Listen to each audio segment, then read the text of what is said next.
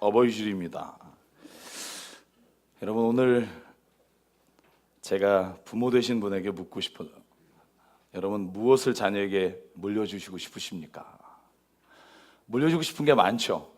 물론 없어서 못 물려주기도 하지만, 저는 무엇보다 우리 자녀들에게 감사하면서 사는 삶을 물려주게 되기를 주 이름으로 축복합니다. 아주 작은 것 하나라도 감사하는 삶. 시골 목회자 한 분이 제가 하는 방송에 나와서 남편 되시는 분이 중병에 걸리시고 교인 10명이신데 물어봤어요. 식사는 하시냐고. 그분이 그런 대답을 하시더라고요. 먹을 쌀이 없으면 이렇게 기도한대요. 주님, 금식할 기회를 주셔서 감사합니다. 내가 스스로 못하는데 억지로 하게 해주셔서 감사합니다. 제가 그 이야기를 듣고 얼마나 제가 찔렸는지 몰라요. 감사는요, 전 어떤 조건이 아니라 우리가 어떤 상황에 있어도 할 수 있는 것이 감사인 줄 믿습니다. 누가 할 수 있는 특권이 아니라 누구나 누릴 수 있는 하나님께서 주신 놀라운 은혜라고 저는 믿습니다. 자녀에게 자족하는 삶을 가르쳐 주십시오. 지금 내가 누리고 있는 거, 내가 가지고 있는 거, 내가 행하고 있는 거, 이게 얼마나 하나님이 주신 은혜인지. 여러분, 이것만 우리가 같이 나눌 수만 있어도 저는 확신하는데요, 거기에서 하나님의 은혜가 시작되는 줄 저는 믿습니다. 여러분, 우리가 때로는요, 인생을 살아가면서 속는 게 있어요. 그게 뭐냐 하면 세상이 우리에게 늘 그렇게 말한다는 거예요. 안주하지 마라. 너가 지금 가진 것에 만족하지 마라. 그러면 성공할 수 없다. 너 위를 봐라. 네 위에 얼마나 많은 사람들이 있는 줄 아니? 지금 달려가도 모자른데 네가 여기서 안주하고 있으면 어떡하니? 여러분, 우리에게 그렇게 다그치는 게 세상입니다. 그런데 성경은 우리에게 분명히 말합니다. 만족하십시오. 저는 이것이 먼저 되지 않으면 신앙에 있어서 우리가 누려야 될 가장 큰 기쁨을 놓치고 살아가게 된다고 저는 확신합니다. 여러분, 저와 여러분의 삶에 이 감사가 늘 넘치길 주의 이름으로 축원합니다. 여러분에게 주신 자녀에 감사하십시오. 그 자식이 비록 나의 가슴을 휘벼 하고 힘들게 할 때가 있지만 감사하십시오. 왜냐하면 그걸 통해서 하나님이 또 우리에게 보지 못했던 걸 보게 하시고 닫혔던 걸 열게 하시는 은혜가 있기 때문에 그렇습니다.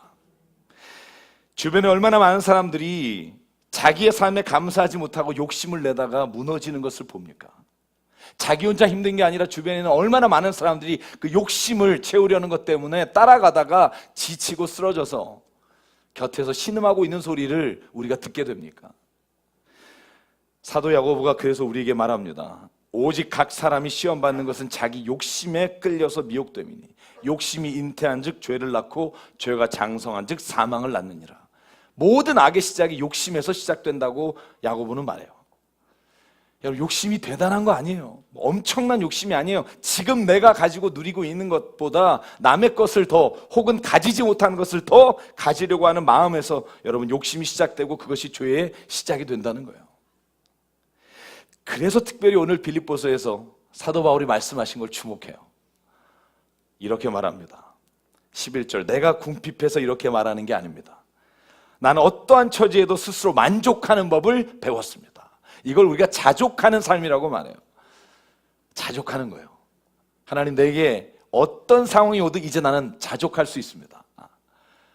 얼굴이 밝지가 않아요. 그죠? 여러분, 힘든 거 알아요. 그런데 힘든 것보다 더 하나님께서 우리에게 이미 주신 것을 자족하는 마음이 있어야 한다는 거예요.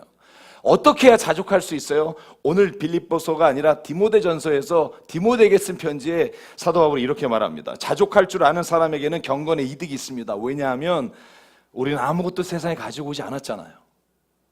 아무것도 가지고 떠날 수도 없잖아요. 그러면 우리가 먹을 것과 입을 것이 있으면 그것으로 만족하는 삶, 그게 자족하는 삶의 시작이라고 저는 믿습니다. 여러분, 자녀들에게 자족하는 것을 가르치려면 우리가 먼저 감사해야 합니다. 아까 여러분 솔직히 아이들 찬양하는데 찔렸죠? 새벽마다 손을 얹고 기도하시는 어머니, 뭐 이런 거, 그죠? 여러분, 자녀들은요, 제가 여러분에게 말씀드렸지만 말하는 걸 듣지 않고 내가 사는 걸 보고 배운다니까요. 내가 말하는 걸 배우고 살면 얼마나 좋겠어요. 그런데 내가 감사하지 못하면서 자녀에게 감사하라면 그 자녀가 감사할 줄 몰라요. 내가 자족하지 않으면서 넌 왜 자족하지 않니? 넌 이거면 충분하자라고 말해봤자 여러분, 자녀는요, 부모가 하는 말이 아니라 삶을 보고 배운다니까요. 여러분, 우리 교회가 늘 감사와 자족이 넘치는 교회가 되길 주 이름으로 축원합니다. 그런데 여기에서 질문이 있을 거예요. 왜냐하면 이건 저의 질문이었고요. 그런데 목사님, 자족하고 감사하고 살면 현실에 안주하게 되잖아요. 자녀를 가르치는데 너무나 현실적이 돼서 더 이상 뭔가를 원하지 않고 살면 여러분, 그걸 어떻게 합니까? 만약 우리가 가진 것에 자족하기만 하면 인생이 발전하지 못하고 성공하지 못하는 인생이 될 거 아닙니까? 저는 그게 걱정이 됩니다. 여러분, 그런 분 계십니까? 이게 제 고민 중에 하나였어요. 제가 목회 10년을 하면서 개척한 우리 교회를 놓고 늘 고민한 게 그거예요. 하나님, 제가 이 지금 주신 거에 감사하고 자족하는데, 그런데 제가 뭔가를 더 원하는 것, 이거 욕심이 아닐까요? 이 생각이 늘 제 안에서 저와 싸우는 적이 많았어요. 자족하면 더 무엇을 원하는 것은 하나님이 기뻐하시지 않는 게 아닐까. 여러분, 그런데 오늘 사도 바울이 하신 말씀 중에 빌립보서 3장에 보니까 이렇게 하는 말씀이 있는 거예요. 12절입니다. 나는 이것을 이미 얻은 것도 아니며 이미 목표점에 다다른 것도 아닙니다. 그리스도 예수께서 나를 사로잡으셨으므로 나는 그것을 붙들려고 쫓아가고 있습니다. 나는 이미 얻었다 하는 것도 아니고 나는 이미 다다른 것도 아닙니다. 목표를 향해서 달려가고 있습니다. 여러분, 이게 사도 바울의 고백입니다. 자족하고 만족하는데 사도 바울은 그러나 안주하지 않고 지금 뭔가 목표점을 향해 달려가며 자기를 채찍질하며 살아가는 걸 보게 됩니다. 모순되는 게 아닐까. 자족하는 것과 내가 목표를 정하고 달려가는 것 사이에서 충돌이 없는 이유가 뭘까? 제가 사실 이 말씀을 2-3달 전부터 기도하면서 말씀을 읽는데요, 제게 하나님이 주시는 음성이 그거였어요.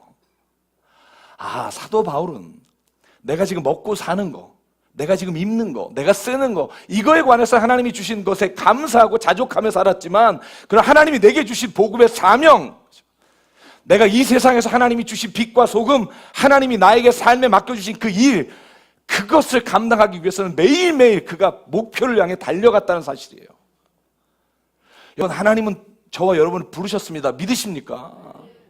하나님이 우리를 이 땅에서 부르셔서 하나님의 자녀 삼아주시고 이 땅의 빛과 소금이 되라고 우리에게 오늘도 말씀하시고 이끌어 가시는 분이라고 저는 믿습니다. 여러분, 그 하나님 우리에게 말씀하십니다. 사명을 이루기까지 멈추지 말라는 거예요. 빌립보서 3장 13절, 형제자매 여러분, 나는 아직 그것을 붙들었다고 생각하지 않습니다. 내가 하는 일은 오직 한 가지입니다. 뒤의 것은 잊어버리고 앞에 있는 것을 향해 몸을 내밀고 그리스도 예수 안에서 하나님이 위로부터 주신 그 부르심의 상을 받으려고 목표점을 바라보며 달려가고 있습니다. 아멘. 바울은요, 복음의 사명은 만족하지 않았어요.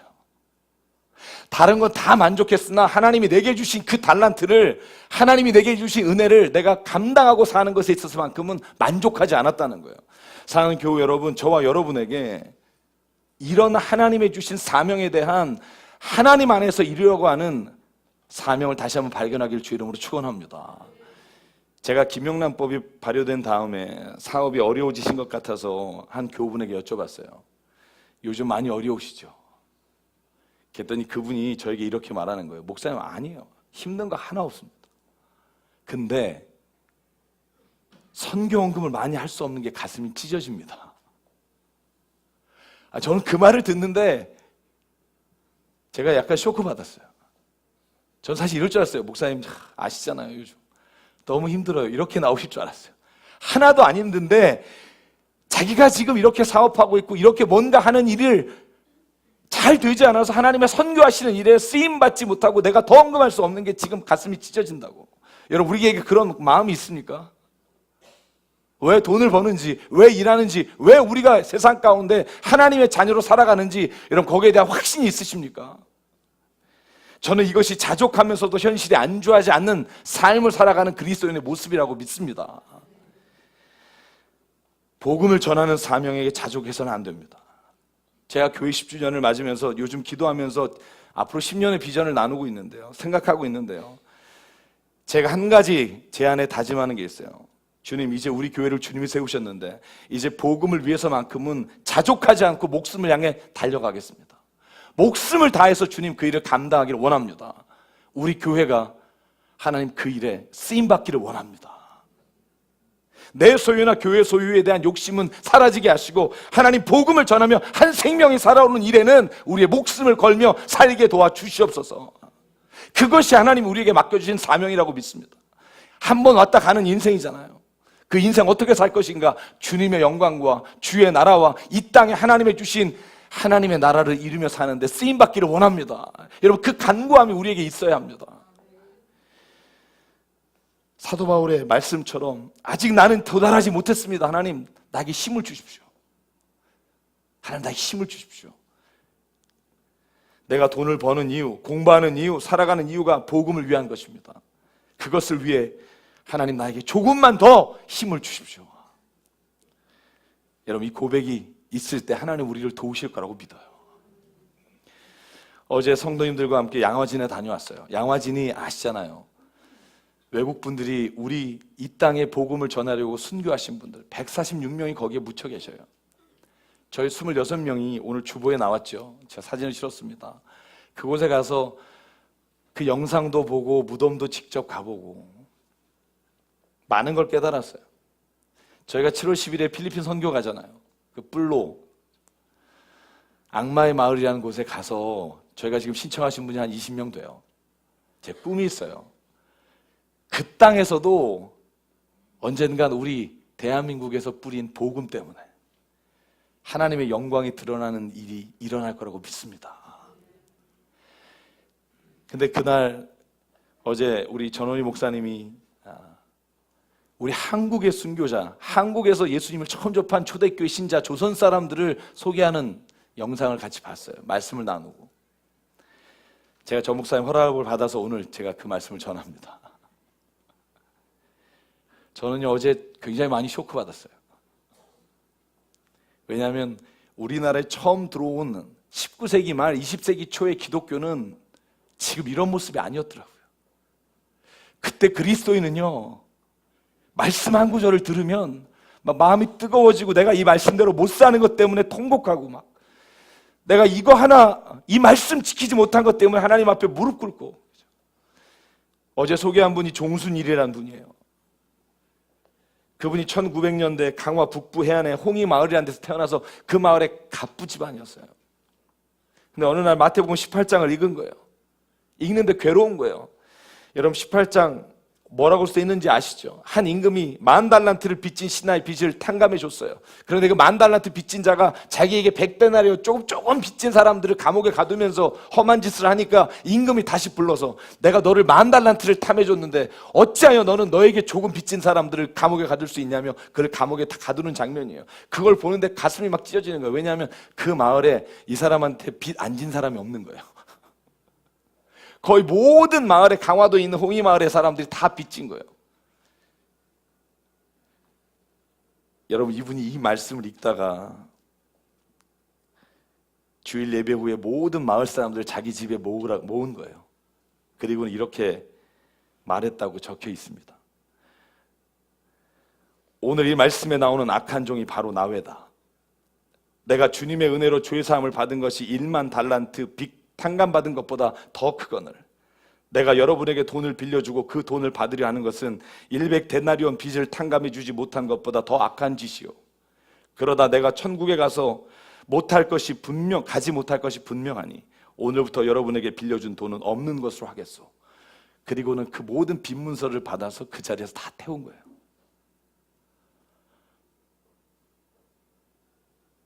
여기가 끝이 아니고요.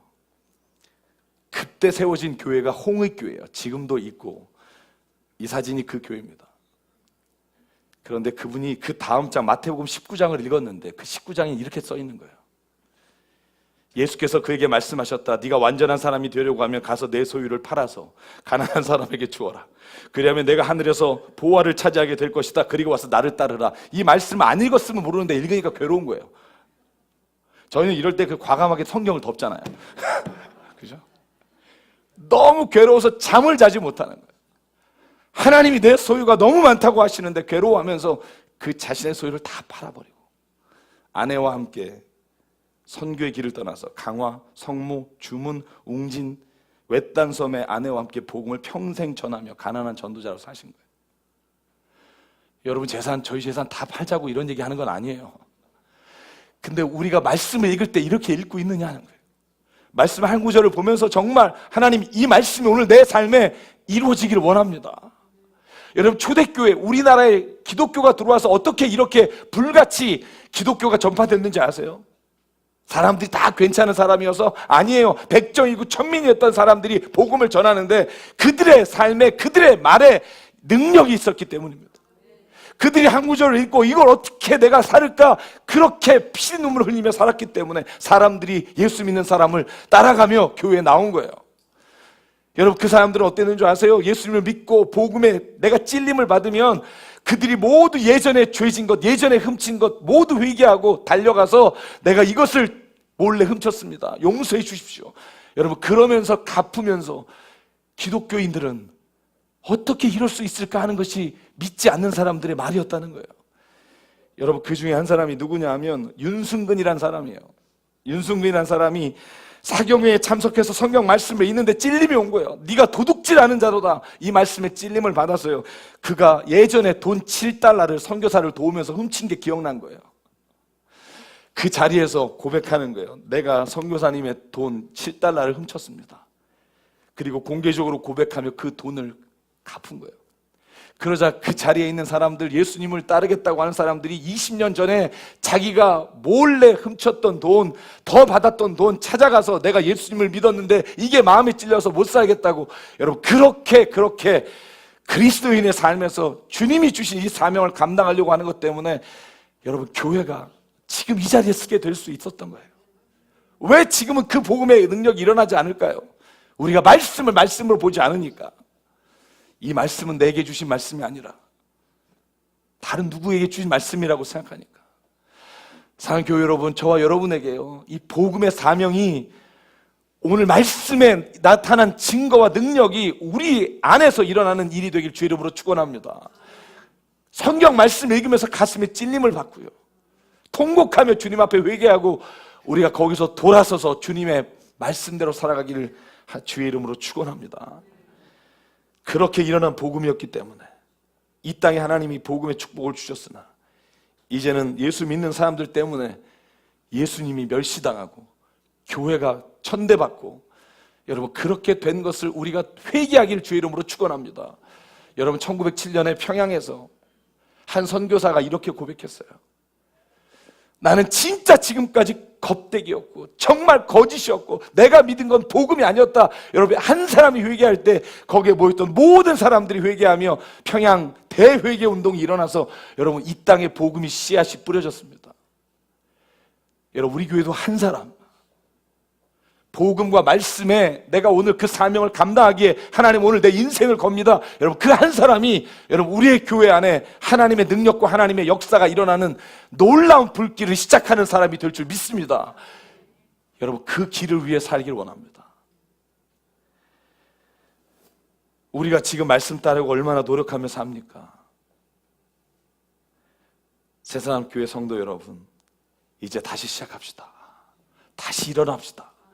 주의 말씀을 여러 번 읽었더라도 몇십 번 공부했더라도 그 말씀이 이제 내 안에서 하나씩 이루어지기를 원합니다. 이렇게 기도하며 간구하며 이 말씀을 씹으며 살기를 원합니다. 그러면 반드시 하나님은요 일하십니다. 자녀에게 무엇을 물려주고 싶으십니까? 감사하는 마음, 자족하는 마음을 물려주십시오. 그런데 복음에 대한 사명도 물려주십시오. 우리가 어디에 가든지 이 복음을 하나님이 우리에게 선물로 주셨고 이 복음의 길을 걸어가는 자에게 하나님이 어떻게 역사하시는지 우리가 먼저 그 삶의 본을 보이고 그 자녀가 그 길을 따라가며 실망하지 않고 후회하지 않고 살아가는 자녀가 되도록 우리의 자녀를 키우기를 주의 이름으로 축원합니다.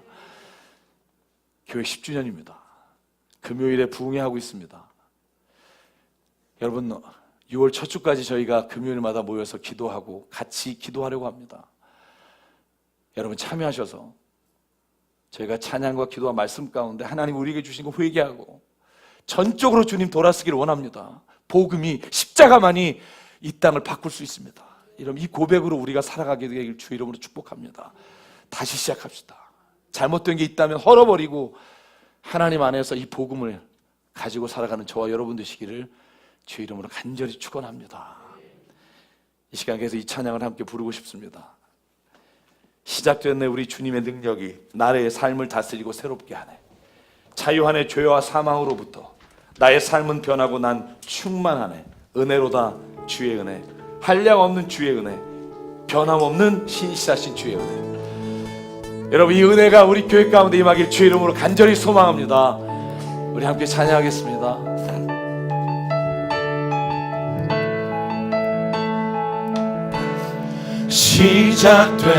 시작됐네 우리 주님의 능력이 나의 삶을 다스리고 새롭게 하네. 자유하네 죄와 사망으로부터 나의 삶은 변하고 난 충만하네. 한 번 더 고백하죠. 시작됐네. 시작됐네. 우리 주님의 능력이 나의 삶을 다스리고 새롭게 하네. 자유하네 죄와 사망으로부터 나의 삶은 변하고 난 충만하네. 은혜로다 주의 은혜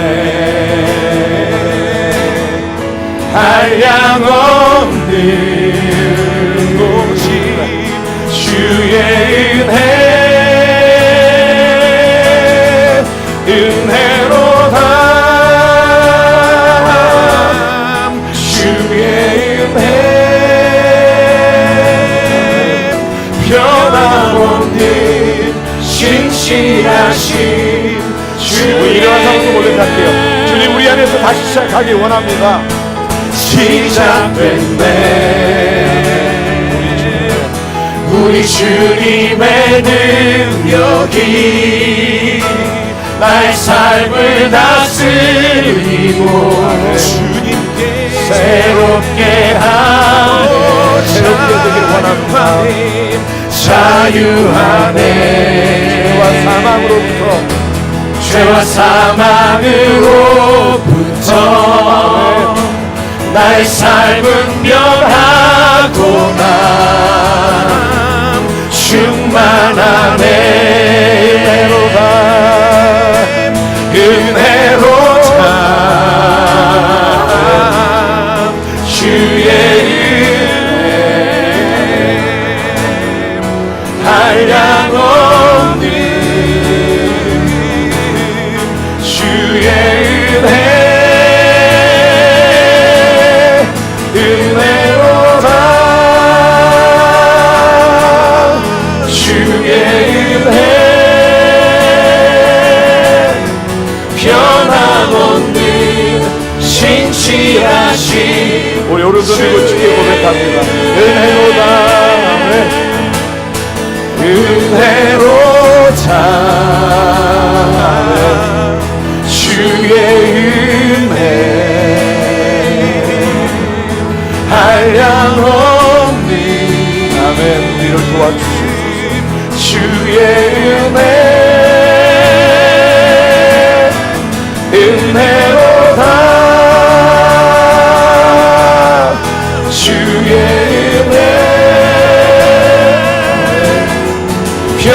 변함없는 신실하신 주의 은혜 변함없이 신실하신 주의 은혜 변함없는 신실하신 주의 은혜 이 시간 함께 기도하겠습니다. 하나님 아버지, 우리가 이 시간 결단합니다. 사랑의 하나님, 거짓으로 살아간 우리의 모습을 주 앞에 고백합니다. 말씀대로 살아가지 못하고, 말씀대로 주님을 순종하지 못하고, 말씀 따로 삶이 따로 살았음을 주님 앞에 고백합니다. 주님, 우리가 말씀을 읽을 때 찔림이 있게 도와주시옵소서. 찔림이 있을 때 주님 무릎 꿇고 통곡하게 도와주시옵소서. 다시 복음으로 돌아가 주님 가신 길 따라가기를 원합니다. 인도하여 주시옵소서. 아버지 하나님, 선열의 피로 말미암아 우리에게 복음이 온 것을 감사합니다. 주님, 우리에게도 하나님 이 복음이 전해지는 놀라운 역사가 흐르게 도와주시옵소서. 우리 교회를 통해 하나님 주님이 간절히 축복하며 우리를 인도하여 주시사 우리 교회가 하나님 10주년을 맞아 다시 복음의 본질로 돌아가 주님 앞에서 주님의 뜻을 이루어가는 교회가 되길 소망합니다. 이루어 주시옵소서. 특별히 하나님, 우리가 멈추지 않게 하시고 우리가 하나님 받은 사명 감당할 때까지 주님 앞에 모여 기도하며 말씀 읽고 그 일을 감당하기 위해 행동하는 신앙이 되게 도와 주시옵소서. 그러므로 말미암아 하나님, 우리 교회를 세우신 주님이 기뻐하시며 우리 교회를 향한 하나님의 뜻이 이루어가는 교회가 되기를 소망합니다. 아버지 하나님, 이루어 주시옵소서. 우리에게 주신 생명과 시간과 달란트와 물질이 주의 것으로 알아 주님께 드립니다. 하나님의 나라와 하나님의 뜻을 위하여 사용하여 주시옵소서. 이제는 우리 주 예수 그리스도의 은혜와 하나님 아버지의 무한하신 사랑과 성령님의 감동, 감화, 충만, 교통, 위로하심이 오늘 이 시간 우리의 모든 것을 자족하며 감사하며 살아가며, 그러나 복음의 사명은 하나님이 이루는 그날까지 멈추지 않고 세워가기를 간절히 소망하는 여기 있는 한 사람 한 사람 머리 위에, 그 가정과 일터 위에, 주님 세우신 새삼교회 위에 지금부터 영원토록 함께 하시기를 간절히 축원하옵나이다. 아멘.